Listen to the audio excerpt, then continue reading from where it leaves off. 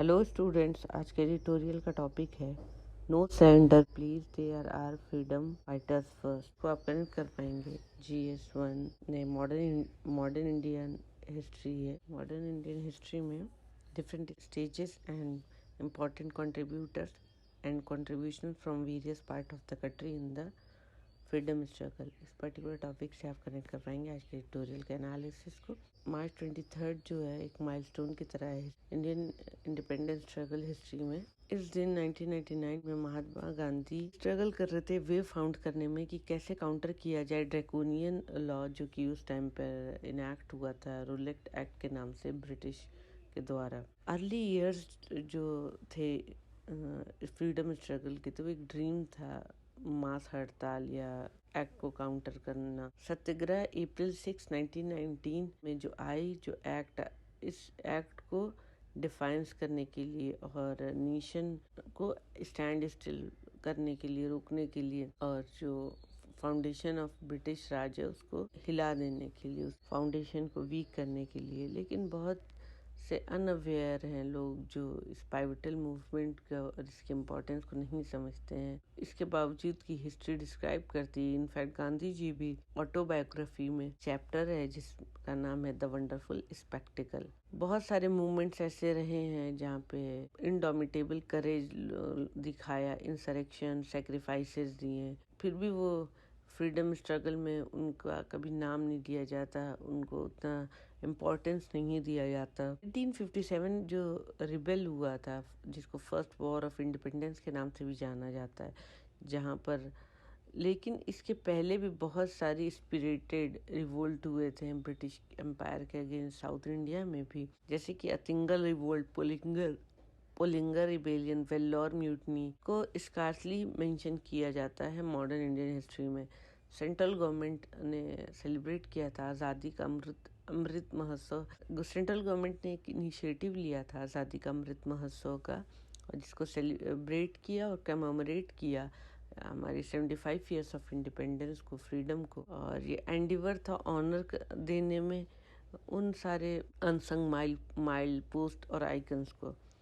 यहाँ पे एक सेल्फलेस नेशनलिस्ट झील से देखें, इंडियन इंडिपेंडेंस मूवमेंट जो है क्रूसिबल रहा है पीपल के लिए। बहुत सारे उसमें कॉन्फ्लिक्टिंग बैकग्राउंड और आइडियोलॉजीज भी रही हैं। अर्ली 20th सेंचुरी में मॉडरेट्स जो हैं, जो कि ट्रस्ट करते थे कॉन्स्टिट्यूशनल मेथड में, और अगेन एक्सट्रीमिस्ट थे जो प्रेफर करते थे बॉयकॉट और रेवोल्यूशन में। लाल बाल पाल जो ट्राइमवायरेट थे, ये लोग एक्सट्रीमिस्ट थे। और औरबिंदो जो हैं वो, उनको ये भी, औरबिंदो को रिग्रेस इम्प्रिजनमेंट में भेज दिया गया। और जो बहादुर भगत सिंह, बिरसा मुंडा, वचिनाथन, इन्होंने अपनी लाइफ को सेक्रीफाइस किया इंडियन इंडिपेंडेंस के लिए। कुछ ऐसे आइकन भी थे जैसे गोपाल कृष्ण गोखले, BR अम्बेडकर, जो सर्व कर रहे थे British vice Roy executive council को। शायद ही कभी वो इम्प्रिजन हुए, शायद ही उनको कभी जेल भेजा गया। लेकिन कोई मेजर नहीं है डाइल्यूट करने का, इवन डिमिनिश करने का, कि उनकी देशभक्ति क्या थी, उनका कंट्रीब्यूशन क्या था इंडियन फ्रीडम में। अगर सुभाष चंद्र बोस को देखा जाए, उन पे अगर रोशनी डालें, उनकी आर्मी जो थी ओवरसीज में, फ्री इंडिया, एक वेंचर था जो वर्क किया था जापान के साथ, जो कि एक्सिस पावर थी।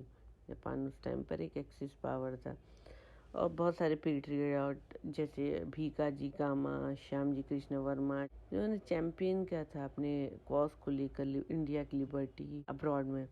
लेकिन उनके जो मेथड थे मोटिव थे, और इंडिया के लिए जो प्यार था वो क्वेश्चन में है। सिचुएशन क्या है, एक मैटर ऑफ रिग्रेट है, जहाँ रिसेंट पॉलिटिकल डिस्कोर्स जो होती है इंडिया में, या लीडर्स या ऑर्गेनाइजेशन, वो स्टिग्मेटाइज करते हैं, इवन स्लैंडर करते हैं उनकी रेपुटेशन को, क्वेश्चन करते हैं उनकी रेपुटेशन पे बात आ जाती है, और उनके रोल को, या नहीं था या था फ्रीडम मूवमेंट में। वीडी सावरकर जो कि एक इस तरह के फिगर है। लेटर डेट में May 30, 1980 में प्राइम मिनिस्टर इंदिरा गांधी ने लिखा था लेटर पंडित बाखले को, जो कि सेक्रेटरी थे स्वतंत्र वीर सावरकर राष्ट्रीय स्मारक।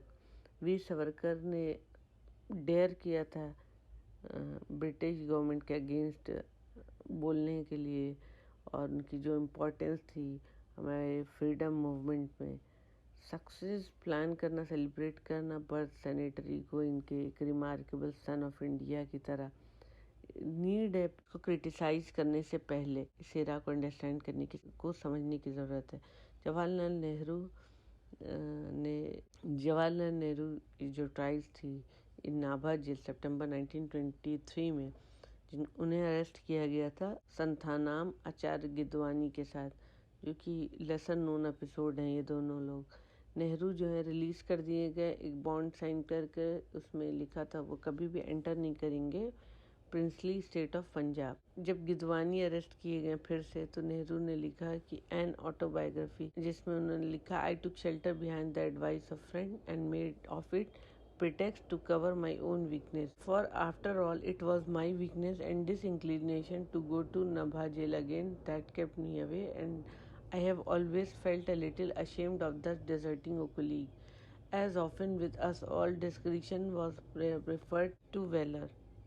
गांधी जी खुद सपोर्ट किए थे ब्रिटिश को इन बिटर बॉयर वॉर में, जो कि साउथ अफ्रीकन वॉर भी कहा जाता है। लेटर उनको अवार्ड किया गया था कैसर हिंद मेडल से 1915 में, ब्रिटिश ने किया था ह्यूमैनिटेरियन वर्क जो उन्होंने साउथ अफ्रीका में किया था उसके लिए। फिर वो वापस आ गए थे 1920 में। मॉडरेट जो थी कांग्रेस की वो सपोर्ट कर रही थी 1919 मॉन्टेगू कैम्फोर्ड रिफॉर्म को, जो कि इमीडिएट आफ्टर मार्थ था जलियांवाला बाग मैसेकर के।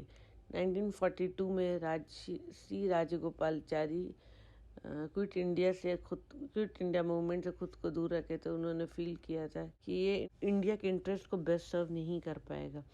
हिस्टोरिकली देखें पूरी तरीके से ये सारे एग्जाम्पल जो हैं वो कितना उसका सेंस हो रहा है, क्या कितनी उसकी अहमियत है।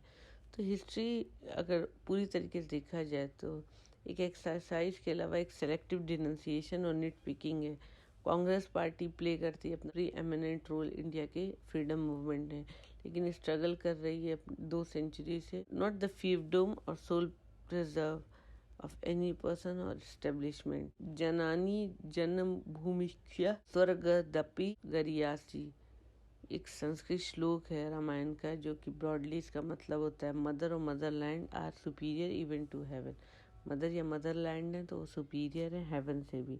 हमारा जो गैलेंट है फ्रीडम फाइटर, उसको एक बैटल में नहीं लाना है अगेंस्ट ब्रिटिश फॉर पेल्फ पोजीशन या पावर, बल्कि उन्हें सर्टेनली ये भी नहीं पता होता है कि कब वो नेक्स्ट डे जिएंगे या नहीं जिएंगे। वो भी एक फॉलेबल ह्यूमंस हैं जो एसेस करते हैं सर्कमस्टेंसेस को और अराइव करते हैं डिसीजन पे, क्योंकि सोल एम होता है लिबरेटिंग अपनी मदरलैंड को करना। ये आसान होता है कि हाई चेयर पर बैठकर कुछ बोल देना, अपनी जजमेंट पास कर देना हिस्ट्री के बारे में, लेकिन इंडिविजुअल पेट्रियाटिज्म जो है उसको देखा जाए उसके व्यू से तो एक कलर स्पेक्टिकल है जो कि binary, not only regressive but also wrong.